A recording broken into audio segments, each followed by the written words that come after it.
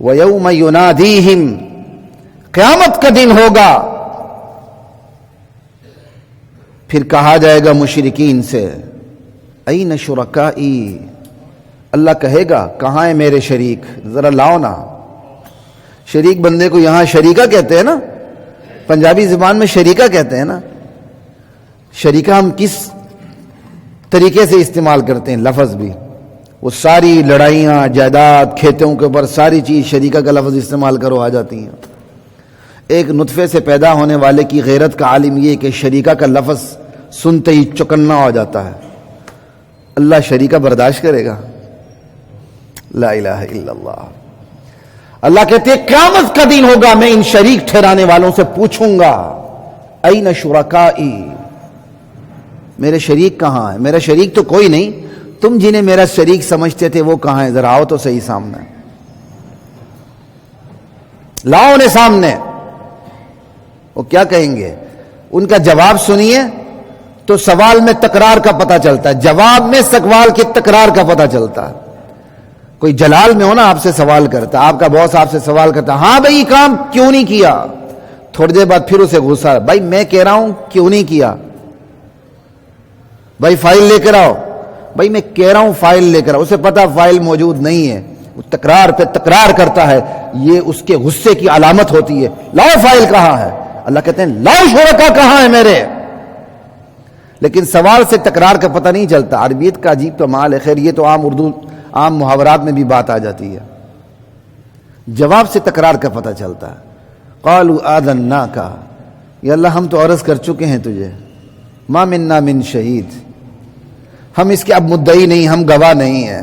پہلے ہم کہتے تھے دنیا میں تیرے شریک ہیں، ہم اس کے قائل، یا اللہ ہم کہہ چکے ہیں، عرض کر چکے ہیں، اب ہمیں حقیقت کا پتہ چل چکا ہے، ہم معترف ہیں تیرا کوئی شریک نہیں ہے۔ یعنی ہم کہہ چکے ہیں سے پتہ چل رہا ہے میدان محشر میں اللہ موقع محل کے حساب سے بار بار سوال کرے گا کہاں ہے میرے شریک؟ لاؤ،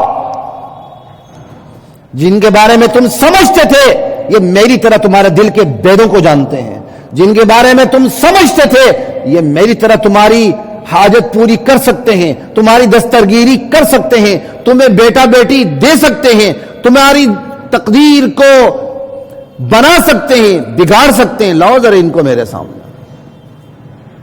آذناک ما منا من شہید وضل عنہم ما كانوا يدعون من قبل، لا الہ الا اللہ۔ تو قیامت آنے سے پہلے یہ مشرکین جن جن کو دنیا میں پکارتے رہے ہیں وہ سب ان سے غائب ہو جائیں گے۔ وضل عنہم ما كانوا يدعون من قبل، دنیا میں جن جن کو یہ پکارتے رہے اللہ کو چھوڑ کے وہ سب ان کی نظروں سے غائب ہو جائیں گے۔ وظنوا ما لهم من محیص، پھر انہیں بھی یقین آ جائے گا اب چھٹکارے کی کوئی سبیل نہیں ہے۔ لا الہ الا اللہ۔ اس لیے اس ذات سے وابستہ ہو جائیں جس ذات نے غائب نہیں ہونا، ہر وقت کام آنا ہے، اسی ذات نے شفاعت کا حق دینا ہے۔ لا الہ الا اللہ۔ شفاعت کے منصب پر حق تو کسی کا نہیں ہے، وہ تو اللہ جس کو دے، اسی ذات کی اجازت ہوگی تو شفاعت ہوگی، سفارش ہوگی۔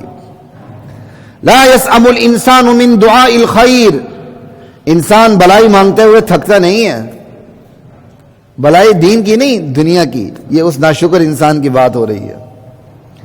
اللہ کہتے ہیں انسان بڑا عجیب ہے، بلائی مانگتا تھکتا نہیں ہے۔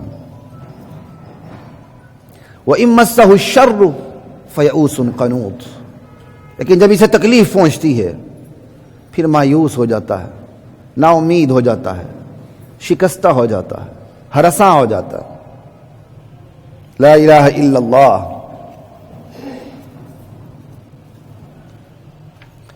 وَلَئِنْ أَذَقْنَاهُ رَحْمَةً مِنَّا،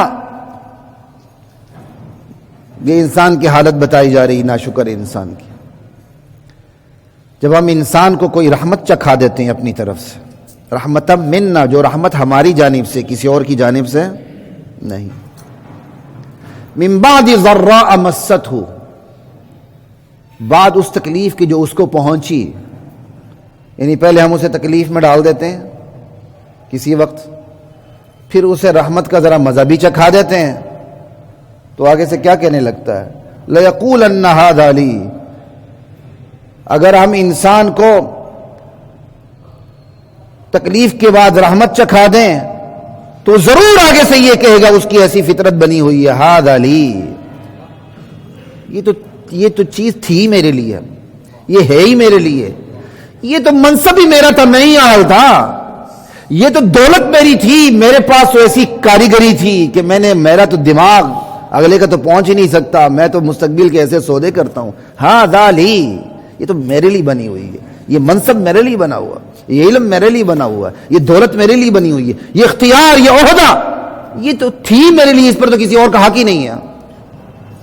یعنی بے اوقاتہ ہو جاتا ہے، پاجامے سے باہر آ جاتا ہے، اپنی اوقات کو بھول جاتا ہے، تکلیف دینے کے بعد رحمت چکھاتے ہیں، بجائے یہ کہ اس رحمت پر اللہ کا شکر ادا کرے، وہ کہتا ہے یہ تو میرا حق تھا، یہ تو میرا حق ہے۔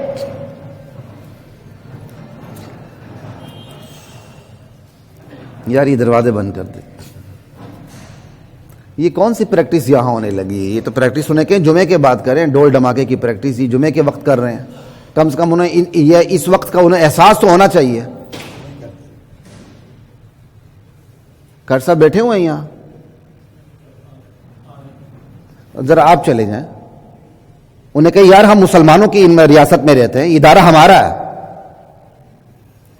یہ نہیں کہ تم اس ٹائم پریکٹس شروع کر دو، غلط بات ہے۔